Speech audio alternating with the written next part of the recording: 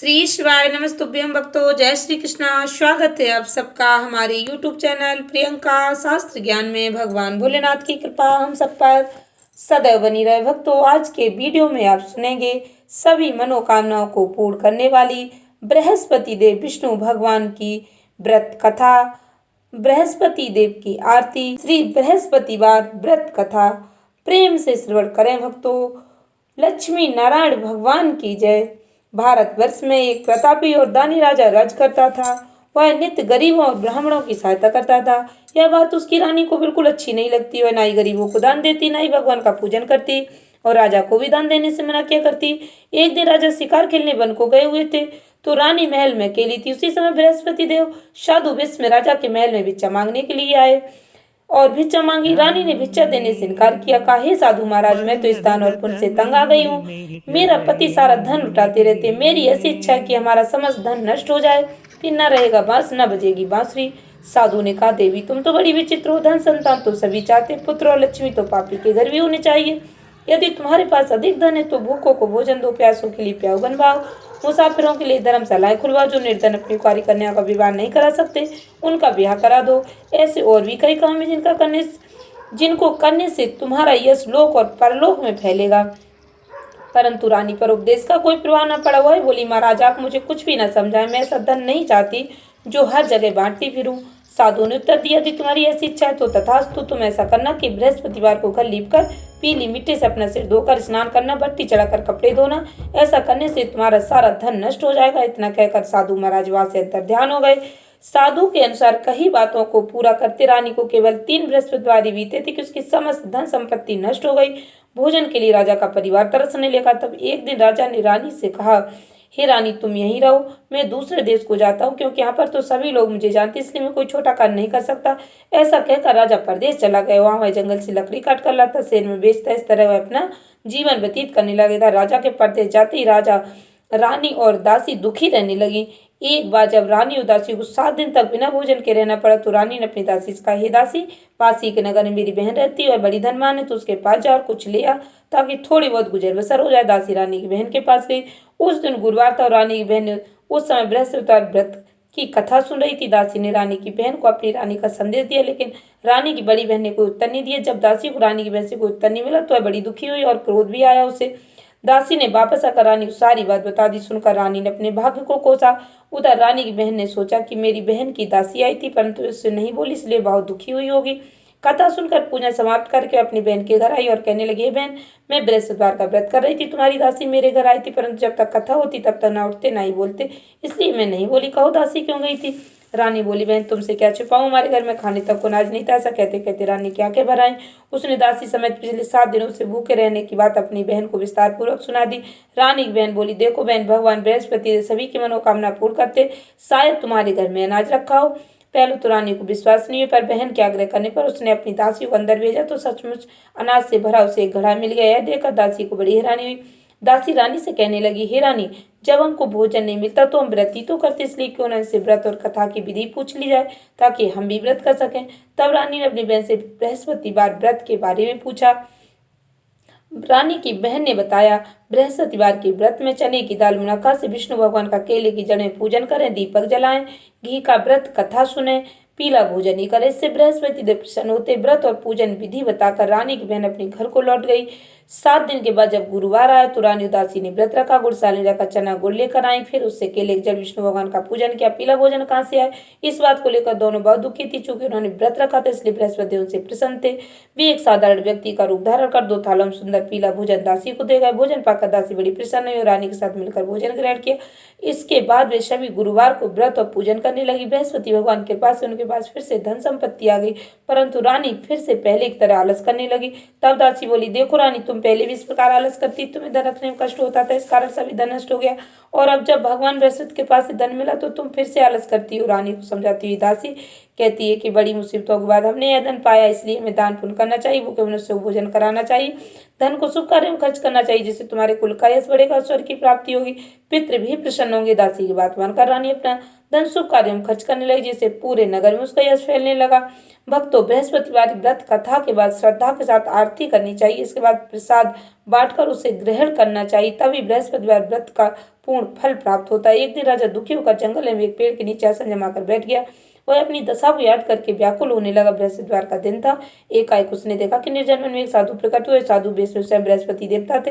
लकड़हारे के सामने आकर बोले, हे लकड़हारे, सुनसान जंगल में तू चिंतामग्न क्यों बैठा है?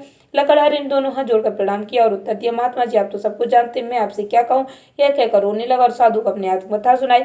महात्मा जी ने कहा, तुम्हारी स्त्री ने बृहस्पति के दिन बृहस्पति भगवान का निरादर किया, जिसके कारण रुष्ट होकर उन्होंने तुम्हारी यह दशा कर दी। अब तुम चिंता को दूर करके मेरे कहने पर चलो, तुम्हारे सब कष्ट दूर हो जाएंगे। भगवान पहले से भी अधिक संपत्ति देंगे। तुम बृहस्पति के दिन कथा क्या करो, 2 पैसे के चने मुनक्का लाकर उसका प्रसाद बनाओ और शुद्ध जल से लोटे में शक्कर मिलाकर अमृत तैयार करो। कथा के बाद अपने सारे परिवार और सुनने वाले प्रेमियों में अमृत और प्रसाद बांटकर आप स्वयं भी ग्रहण करो। ऐसा करने से भगवान तुम्हारी सभी मनोकामनाएं पूर्ण करेंगे।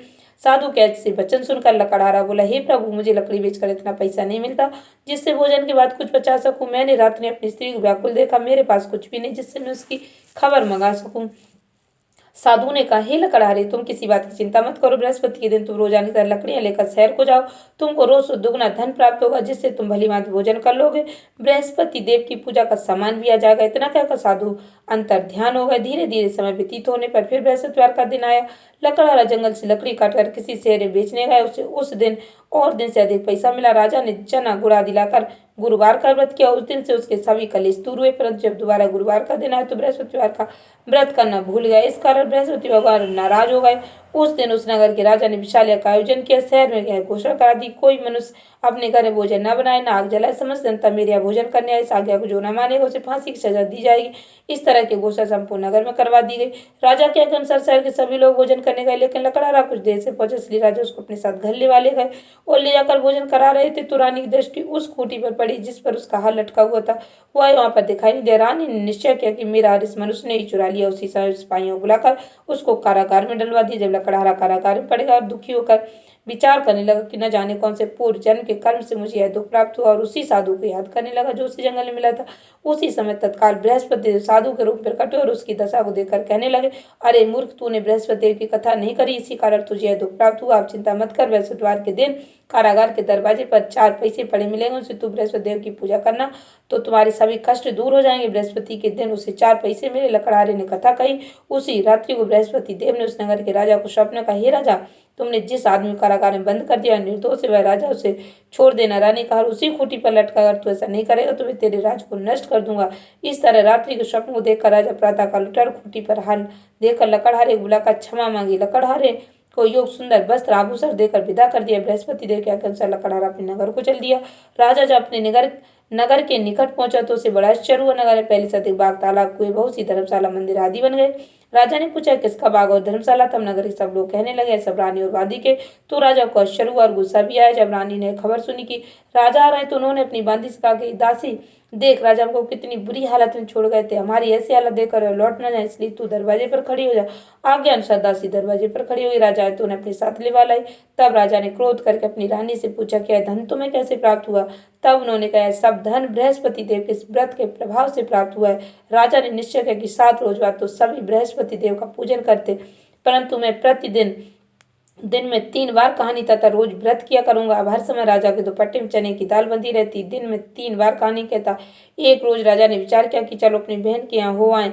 इस तरह निश्चय कर राजा घोड़े पर सवार अपनी बहन के यहाँ को चलने लगा। मार्ग में उसने देखा कुछ आदमी मुर्दे को लिए जा रहे। उन्हें रोककर राजा कहने लगा, अरे भाइयों, मेरी बृहस्पतिवार की कथा सुनो। वे बोले, लो, हमारा तो आदमी मर गया, इसको अपनी कथा की पड़ी। परंतु कुछ आदमी बोले, अच्छा कहो, हम तुम्हारी कथा भी सुनेंगे। राजा ने दाल निकाली। जब कथा आदि हुई तो मुर्दा हिलने लगे। जब कथा समाप्त हो गई तो राम राम करके मनुष्य उठकर खड़ा हो गया। आगे मार्ग में से एक किसान खेत में हल चलाता हुआ राजा ने उसे देख और उससे बोले, अरे भैया, मेरी बृहस्पतिवार की कथा सुन लो। किसान बोला, जब तक मैं तेरी कथा सुनूंगा तब तक 4 हरैया जोत लूंगा, जा अपनी कथा किसी और को सुनाना। इस तरह राजा आगे चलने लगा। राजा घटते ही बैल पछाड़ खाकर गिर गए। किसान के पेट में जोर का दर्द होने लगा। उस समय उसकी माँ रोटी लेकर आई। उसने जब यह देखा तो अपने पुत्र से सवाल पूछा। बेटे ने सभी हाल कह दी तो बुढ़िया दौड़ी दौड़ी उस घुड़सवार के पास गई और उससे बोली कि मैं तेरी कथा सुनूंगी तो अपनी कथा मेरे खेत पर चलकर ही कहना। राजा बुढ़िया खेत पर जाकर कथा कही, जिसके सुनते ही बैल उठकर खड़े हो गए।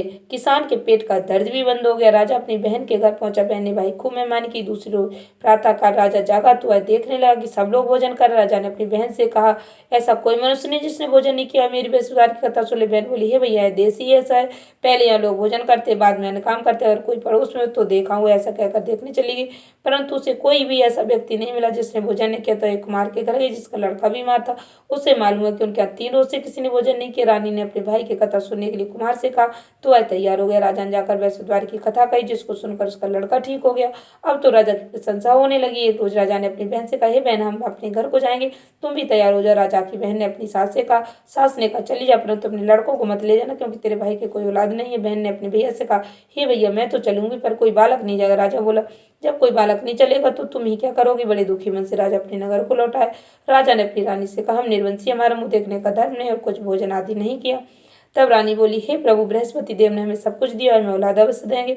उसी रात्रि को बृहस्पति देव राजा से स्वप्न का, हे राजा, उठ, सभी सोच त्याग दे, तेरी रानी गर्भ से। राजा की यह बात सुनकर बड़ी खुशी हुई। 90 महीने में उसके गर्भ से एक सुंदर पुत्र पैदा हुआ। तब राजा बोला, हे रानी, स्त्री बिना भोजन के रह सकती, पर बिना कहे नहीं रह सकती। जब मेरी बहन आए तो तुम उससे कुछ मत कह। रानी ने सुनकर हाँ कर दिया। जब राजा की बहन ने शुभ समाचार सुना तो बहुत खुश हुई। बधाई लेकर अपने भाई के आए। तभी रानी ने कहा, घोड़ा चढ़कर तो नहीं आई, गधा चढ़ी आई। राजा की बहन बोली, भाभी, मैं इस प्रकार ना कहती तो तुम्हें औलाद कैसे मिलती। बृहस्पति देव ऐसे ही हैं, जिसके मन में जो कामनाएं होती हैं उन्हें सभी को पूर्ण करते। जो सद्भावना पूर्वक बृहस्पतिवार का व्रत करता है, कथा पढ़ता है, सुनता है, दूसरों को सुनाता है, बृहस्पति देव उसकी सभी मनोकामना पूर्ण करते। बृहस्पति देव सदैव उनकी रक्षा करते। संसार में जो मनुष्य सद्भावना से भगवान जी का पूजन व्रत सच्चे हृदय से करते तो उनकी सभी मनोकामनाएं पूर्ण करते हैं। जैसी सच्ची भावना से रानी राजा ने बृहस्पति देव की कथा का गुणगान किया तो उनकी सभी इच्छा बृहस्पति देव जी ने पूर्ण की। इसलिए पूर्ण कथा सुनने के बाद प्रसाद लेकर जाना चाहिए। हृदय से मनन करते हुए जयकारा बोलना चाहिए, बोलो बृहस्पति देव विष्णु भगवान की जय। आरती करनी चाहिए।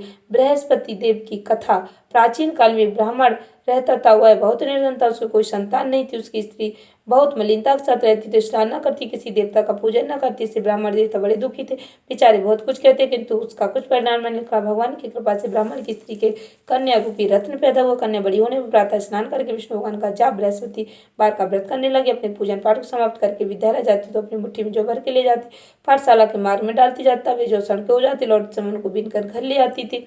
एक दिन वह बालिका सूप में उस सोने के जौ को फटक कर साफ कर रही थी कि उसके पिता ने देख लिया और कहा, हे बेटी, सोने के जौ के लिए सोने का सूप होना चाहिए। दूसरे दिन बृहस्पतिवार था। इस कन्या ने व्रत रखा। बृहस्पति देव से प्रार्थना कर कहा, मैंने आपके पूजन सच्चे मन से की हो तो मेरे लिए सोने का सूप दे दो। बृहस्पति देव ने उसकी प्रार्थना स्वीकार कर ली। रोजाना की तरह कन्या जौ फैलाती जाने लगी। जब लौटकर जौ बीन रही थी तो बृहस्पति के पास से सोने का सूप मिला। उस वह घर ले आई और उसमें जौ साफ करने लगी, परंतु उसकी माँ का तो वही ढंग रहा। एक दिन की बात है कि कन्या सोने के सूप में जौ साफ कर रही थी। उस समय शहर का राजपुत्र वहां से होकर निकला। इस कन्या के रूप और कार्य को देखकर मोहित हो गया। अपने घर आकर भोजन जल त्याग कर उदास होकर लेट गया। राजा को इस बात का पता लगा तो अपने प्रधानमंत्री के साथ उसके पास गए और बोले, हे बेटा, तुम्हें किस बात का कष्ट है। किसी ने अपमान किया तो और कारारूसों का मैं वही कार्य करूंगा जिससे तुम प्रसन्न हो। अपने पिता के राजकुमार ने बातें सुनी तो बोला, मुझे आपके पास किसी बात का दुख नहीं, किसी ने मेरा अपमान नहीं किया, परंतु मैं उस लड़की से विवाह करना चाहता हूँ जो सोने के सूप में जो साफ कर रही थी। सुनकर राजा आश्चर्य में पड़ा और बोला, हे बेटा, इस तरह कन्या का पता तुम ही लगाओ, मैं उसके साथ तेरा विवाह करवा दूंगा। राजकुमार ने उस लड़की के घर का पता बतलाया। तब मंत्री उस लड़की घर गए और ब्राह्मण देवता को सभी हाल बतलाया। ब्राह्मण देवता राजकुमार के साथ अपनी कन्या विवाह करने के लिए तैयार हो गए। विधि विधान के अनुसार ब्राह्मण कन्या विवाह राजकुमार के साथ हो गए। कन्या के घर से जाते ही पहले की भांति उस ब्राह्मण देवता घर में गरीबी का निवास हो गया। भोजन के लिए बड़ी मुश्किल से मिलता था। एक दिन दुखी होकर ब्राह्मण देवता अपनी पुत्री के पास गए। बेटी ने पिता की दुखी अवस्था को देखकर अपनी माँ का हाल पूछा। तब ब्राह्मण ने सभी हाल का कन्या ने बहुत सदन देकर पिता को विदा कर दिया। इस तरह ब्राह्मण को समय सुख पूरा व्यतीत हुआ। कुछ दिन बाद फिर वही हाल हो गया। ब्राह्मण फिर अपनी कन्या के यहाँ गए और सारा हाल का तो लड़की बोली, हे पिताजी, अब माता जी को मेरे पास ले वाला, मैं उसे विधि बता दूँ जिससे गरीबी दूर हो जाए। वह ब्राह्मण देवता अपनी स्त्री को साथ लेकर पहुंचे तो अब पुत्री अपनी माँ को समझाने लगी, हे माँ, तुम प्रातःकाल पिता में स्नान आदि करके विष्णु भगवान का पूजन करो, सब दरिद्रता दूर हो जाएगी। परंतु उसकी माँ ने एक भी बात नहीं मानी और प्रातःकाल उठकर अपनी पुत्री के बच्चे को जूठन खा लिया। इससे उसकी पुत्री को बहुत गुस्सा आया और एक रात को कोठी से भी सामान निकाल दिया और अपनी माँ को सीम बंद कर दिया। प्रातःकाल उसे निकाला, स्नान आदि करा के पाठ कराया तो उसकी माँ की बुद्धि ठीक हो गई और प्रत्येक बृहस्पतिवार को व्रत रखने लगी। इस व्रत के प्रभाव से उसके माँ बाप बहुत धनवान और पुत्रवान हो गए। बृहस्पति जी के प्रभाव से इस लोक के शुभ होकर स्वर्ग को प्राप्त हुए। सभी प्रेम से बोलो विष्णु भगवान की जय, बृहस्पति देव, लक्ष्मी नारायण की जय। बृहस्पति देव की आरती पूर्ण श्रद्धा भक्ति के साथ श्रवण करें भक्तों। ओम जय बृहस्पति देवा, स्वामी जय बृहस्पति देवा, छिन्ने छिन्ने भोगे लगाऊं, कदली फल मेवा। ओम जय बृहस्पति देवा, तुम्हें पूर्ण परमात्मा, तुम्हें अंतर्यामी स्वामी, तुम्हें अंतर्यामी, जगत पिता जगदीश्वर, तुम सबके स्वामी। ओम जय बृहस्पति देवा, चरणामृत निज निर्मल, सब पातके हरता स्वामी, सब पातके हरता, सकल मनोरथदायक कृपा करो भरता।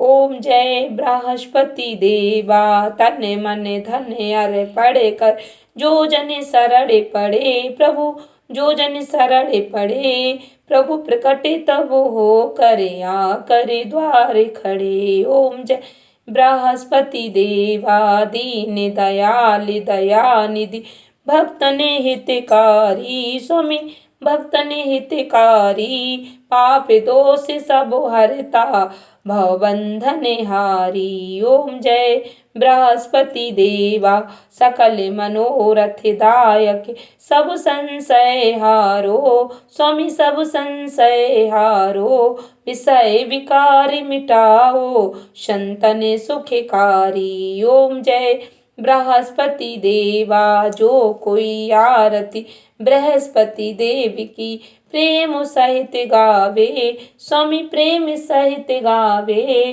ज्येष्ठ आनंद आनंद कर, सो निश्चय फल पावे। ओम जय बृहस्पति देवा, स्वामी जय बृहस्पति देवा, बृहस्पति देव विष्णु भगवान की जय।